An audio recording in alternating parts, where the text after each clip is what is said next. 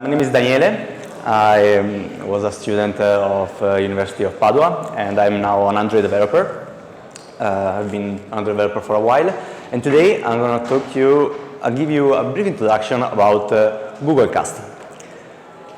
So, each one of us, when we think about how users are going to interact with the software we develop, assuming we are all developers here, every one of us thinks about different devices, depending on the project we are working on and depending on our experience. Maybe we are web developers or enterprise or desktop developers. In that case, users are going to interact mainly using a laptop or a desktop computer. If we are mobile developers, smartphones are the usual obvious choice, but maybe there are also some other more exotic, let's say, devices like tablets or smartwatches or smart glasses or wearables in general.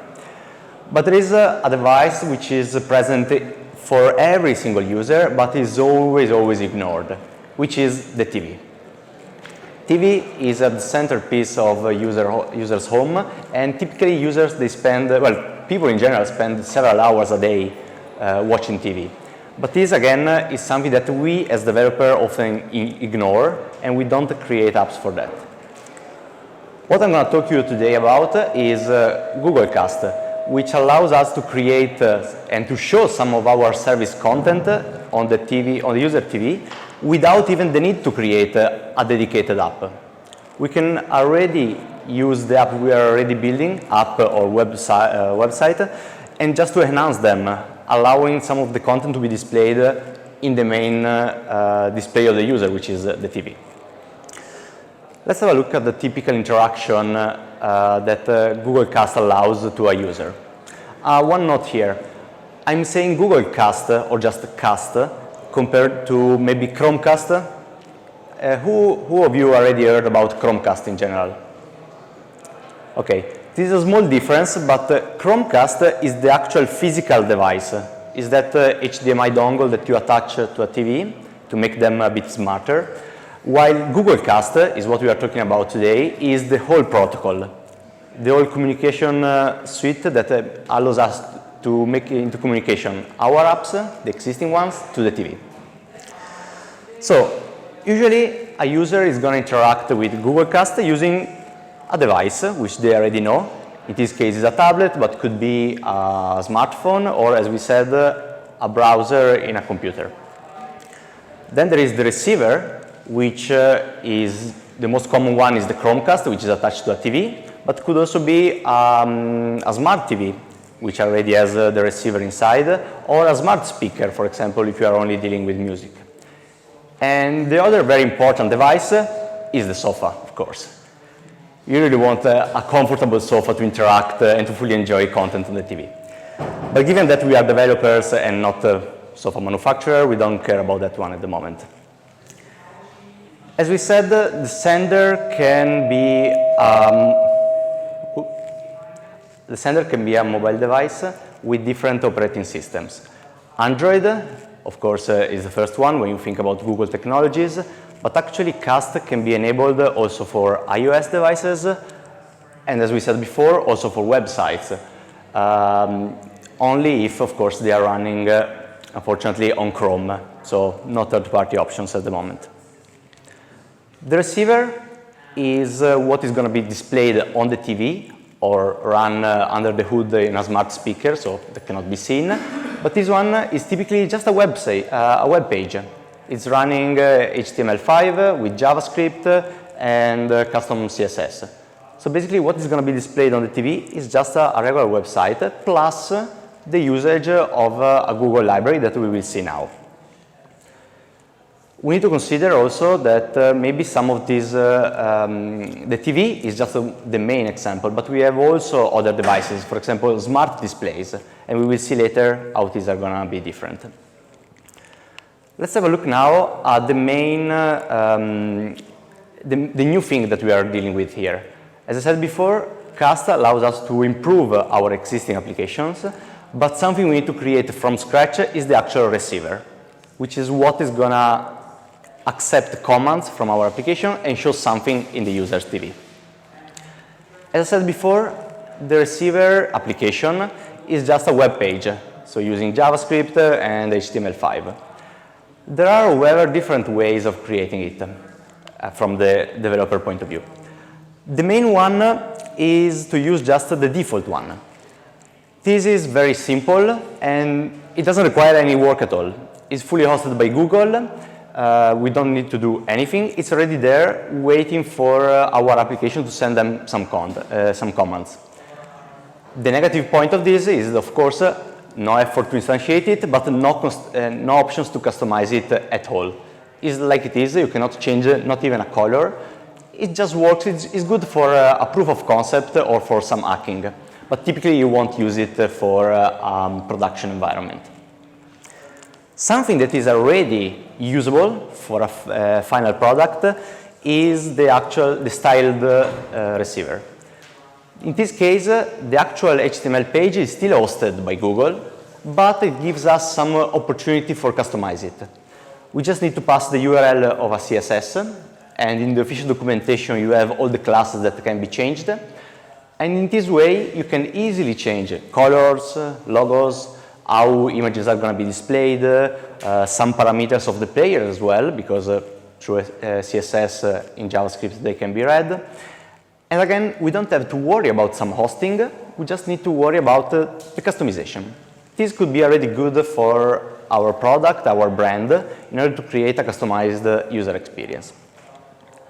Finally, we have the most complex one, but of course also the most powerful, which is a fully custom receiver. In that case, you have to deal with everything. You have to host it, you have to customize it, and you have to deal with all the events, starting from the connection until the teardown of the cast session. Luckily, there are a lot of samples made by Google, so it's pretty easy to see how to create one, or to start with that one and extend it. Everything is built around, as I said before, HTML5 and JavaScript, and especially one library, which is called the Cast Application Framework, which gives us already a lot of callbacks for all the events. For example, when a user connects, when a second user connects, when the receiver receives a request for, I don't know, load a video, skip the video, pause it, etc. So it's pretty simple to extend it and customize it. When should you use it? Typically, the custom one, you want to use it when you want to deal with some custom logic. For example, DRM for the video, custom analytics, or maybe something that doesn't have to do anything with media. Because remember, the receiver application is just a web page. So maybe one idea could be to create a multiplayer game where the TV is the actual board and the user phones are just the controllers for that game. In that case, there is no media at all. You could just ignore the player in the receiver and have some WebGL canvas and just draw everything there. That would totally work. And again, you're not using media, you're just doing something custom, which you can only do with an hosted receiver. Something you need to consider as well is that cast receivers are not going to be loaded only on user TVs or Chromecasts. They can also be loaded into smart displays, like the Nest Home Hub. I never remember the name. In that case, you have a screen, but you also have a touch support. So you have to consider that. Of course, there is a way to know it in JavaScript, so you can know if it's running and if it's supporting touch. But in that case, you should give clear and accessible touch targets to your users. Okay, so this is how you would create a receiver. But how would you extend an existing application? Now I'm going to show you some components, and I'm more focusing on mobile, specifically on Android. But this is just because I'm more used to that. Honestly, all the components are available for iOS, and they're basically the same. They're exactly the same. And also for web. That is going to change a bit of the UI, but the main concepts are all the same. So the first element the user is going to interact with is the cast button. That is a button that is going to be available and shown in your user application when a cast receiver is available.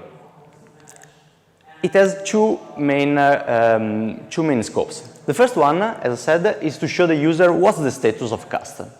And as you can see here, it's visible but not fully white, meaning that there is something available. There is a TV or a Chromecast available in the current network, but I'm not connected.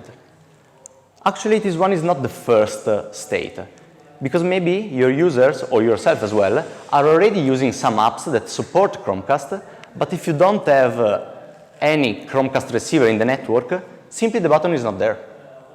So this is one thing to remember. In case there are no devices available, the button should not be disabled, but should not be there at all.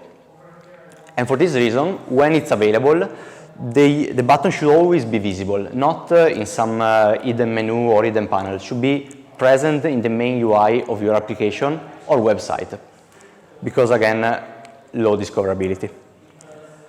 So in case if not, no devices are present, is hidden entirely. If some devices is present but not connected, is not fully colored.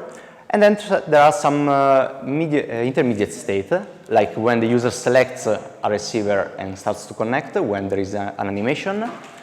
And finally, when the sender application is connected, it's going to be fully colored. This was for mobile. For web, there are different options. The user can interact with different buttons. For example, if you are dealing with creating a website which involves video playback, you might want to use some players like the YouTube one that integrates a cast button.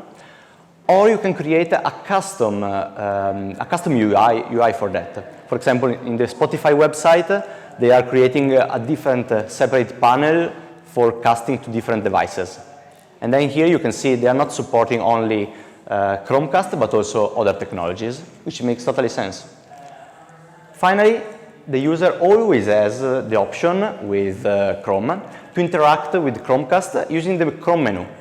In that case, the default is to cast the whole content of the web page to the TV, but also there is the option from there to cast only a video, in case it's a video playback page. All these three options, they are always leading to the appearance of a new menu, which we will see also now for mobile, which is the cast dialog menu.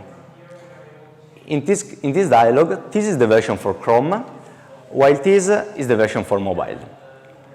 And this dialog allows the user to, at the beginning, select which receiver they want to connect to.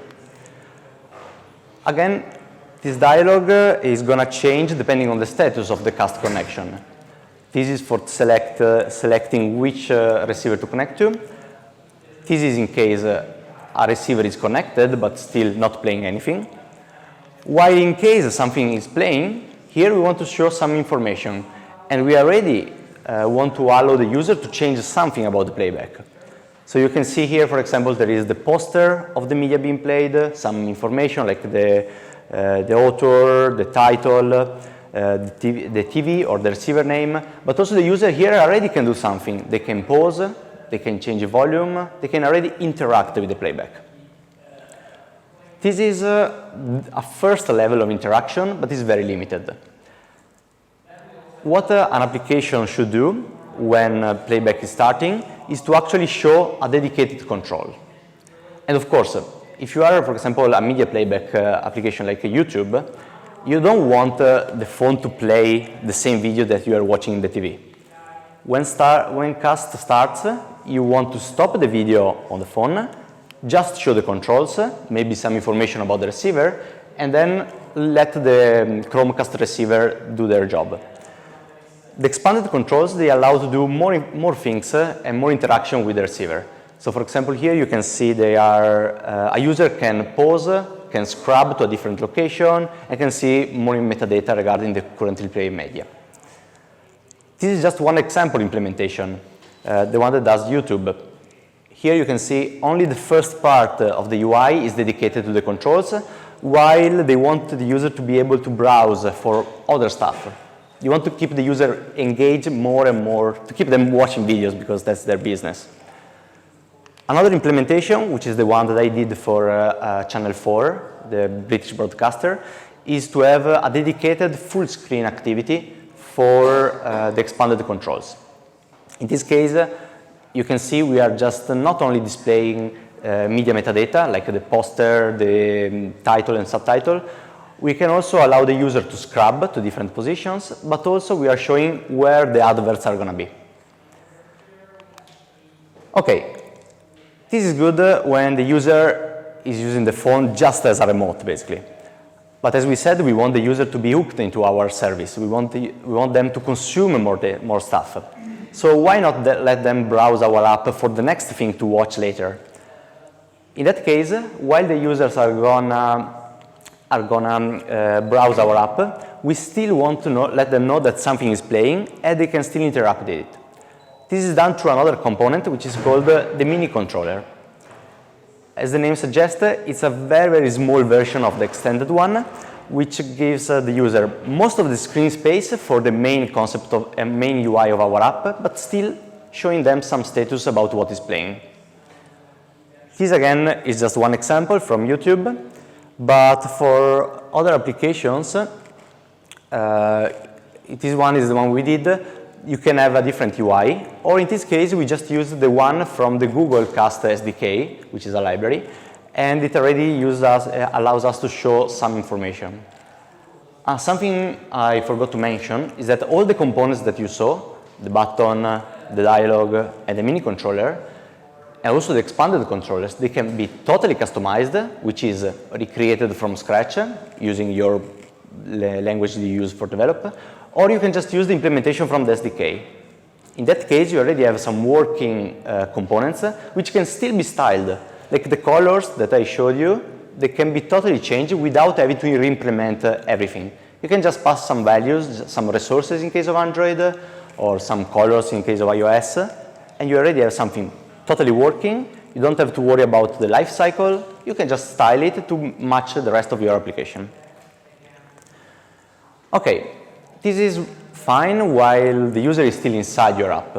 But let's say a boring scene is happening on the movie that they are casting. Maybe they want to check some other messages or some emails on the phone. In that case, they can still know what is happening through the cast notification.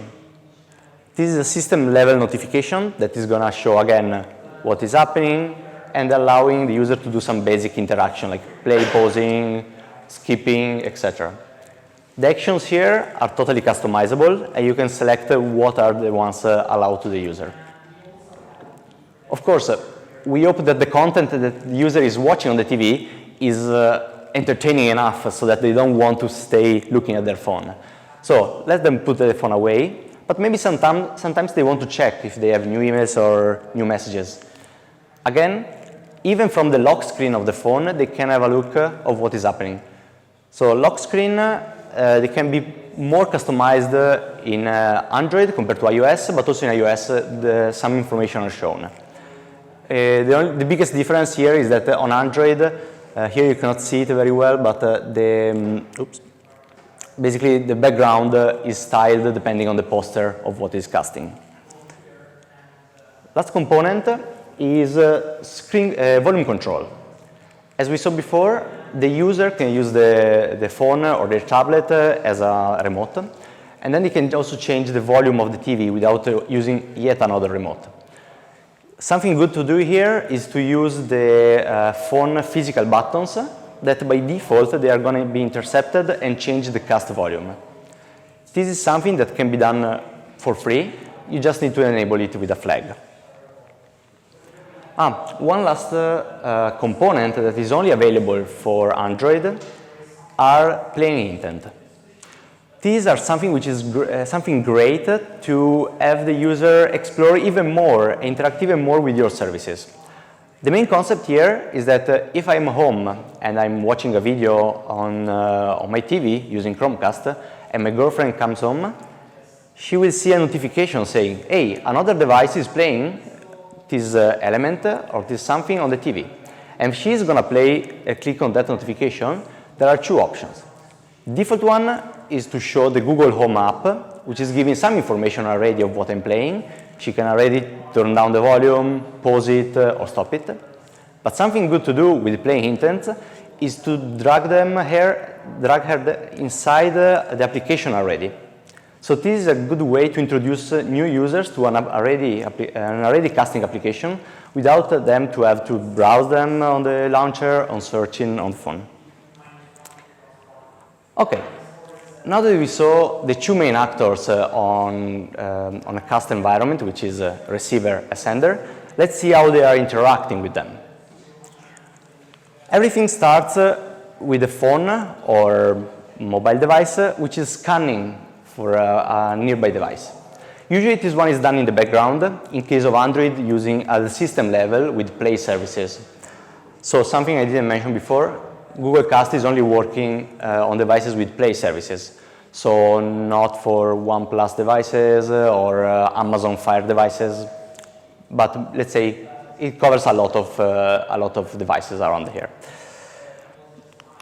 The phone uses different technologies to look for these devices. Network scan, but also Bluetooth, low energy, proximity, and also ultrasounds. Once a device is found, the cast button is displayed, and at that point, the user can select the receiver they want to connect to.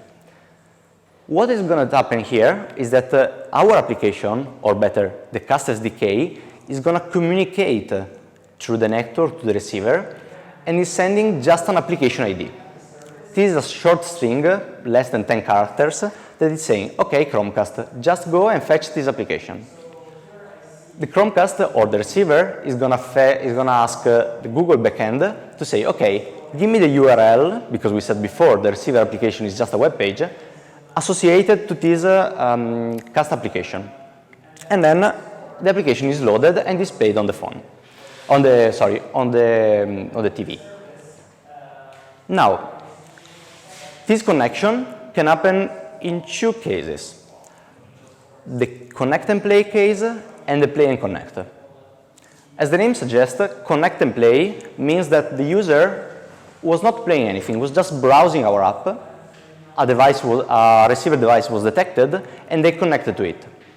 At that point, the receiver is loaded and stays there, idle, maybe showing some logo, some animation for our service, but it's not doing anything, actually. It's waiting for a new command to actually start playing. At that point, our application is going to send, when the user selects a video in our list, the data needed for the receiver to load it.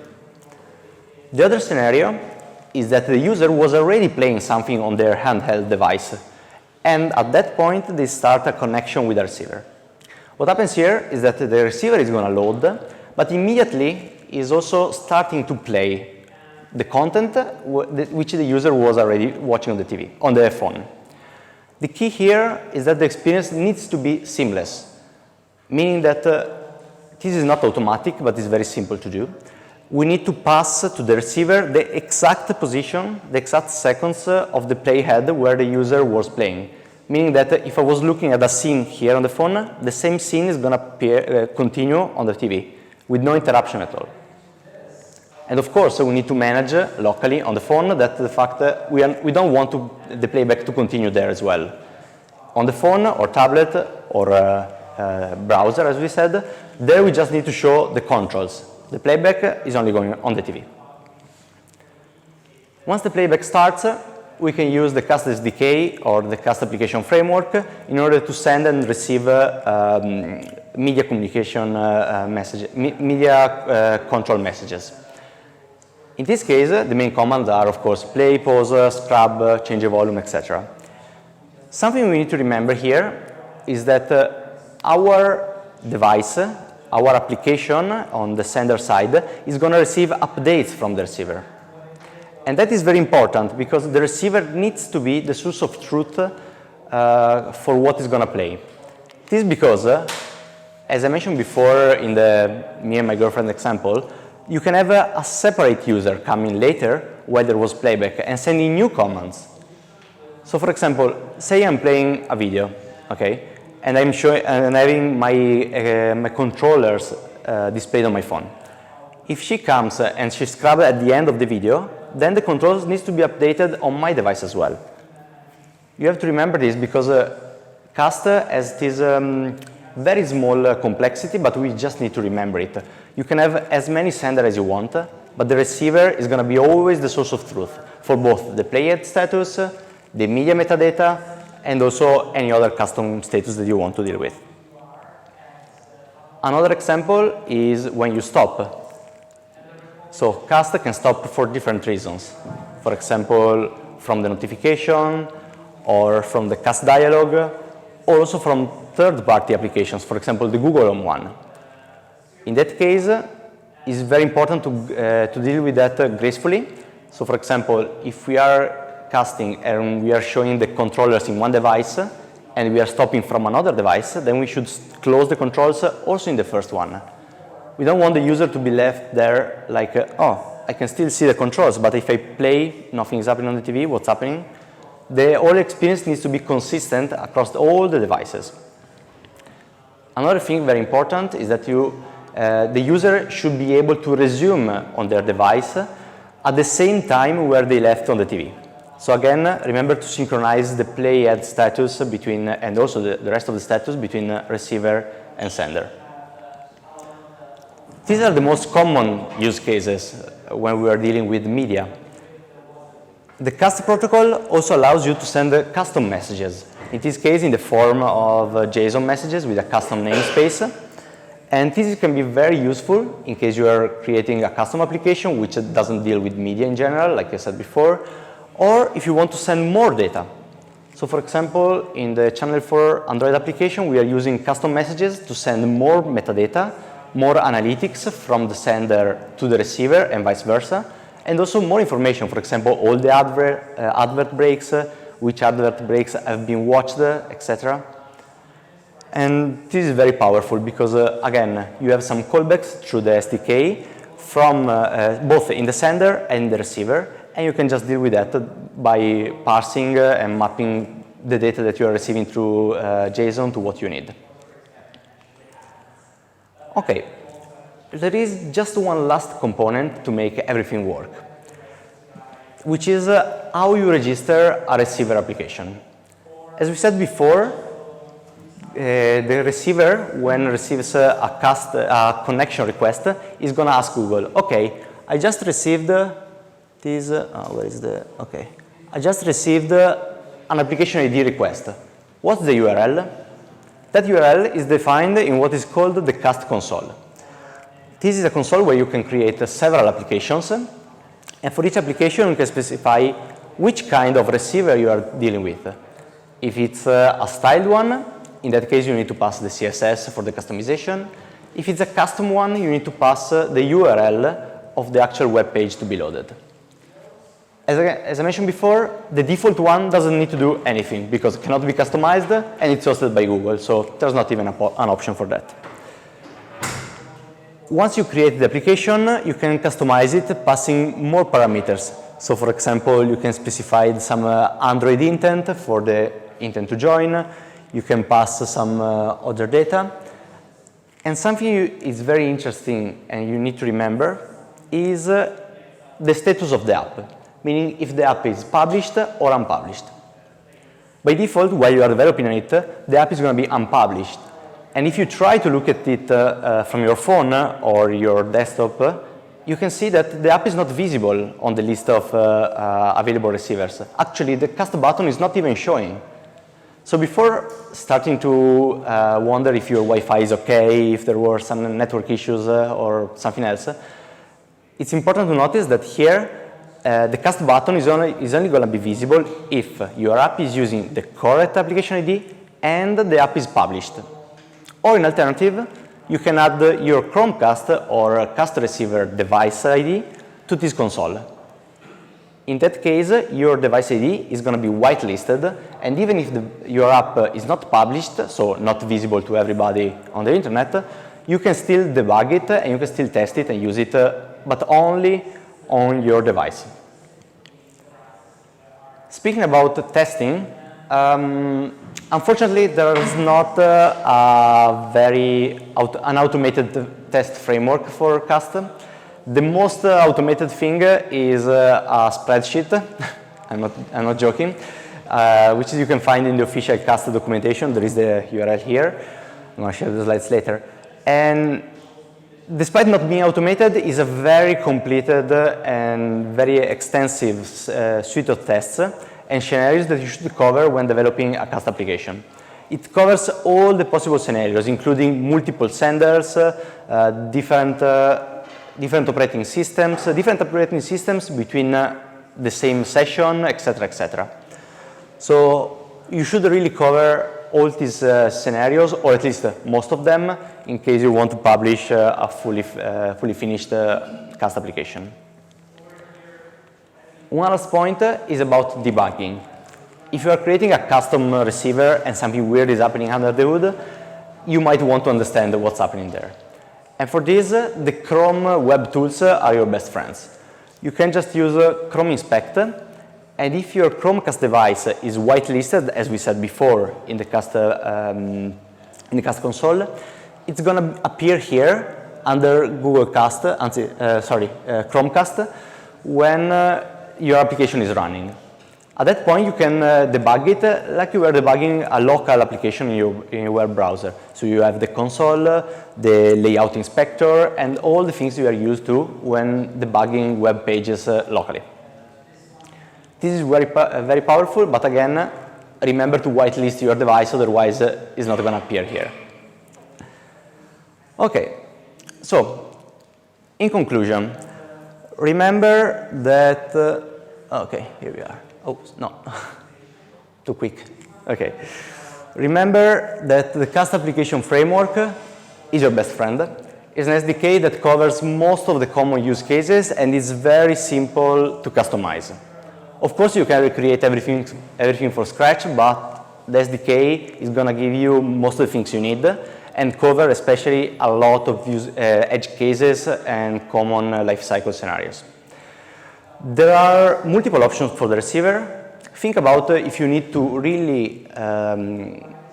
really cover some custom logic, or maybe a styled receiver is enough for you to change it, to style it to the brand of your service. Remember that multiple senders are allowed. So the receiver needs to be the source of truth, and every sender needs to be reactive to the updates that they receive from the receiver, sorry. Finally, custom messages, they can provide a richer experience. So if you want to have more analytics or more data shared between the receiver and sender, you can always create your own custom protocol with ease. And then remember to follow the testing checklist, because even if it's very long, it's good because it covers all the different scenarios. And that's it for today. Thank you very much.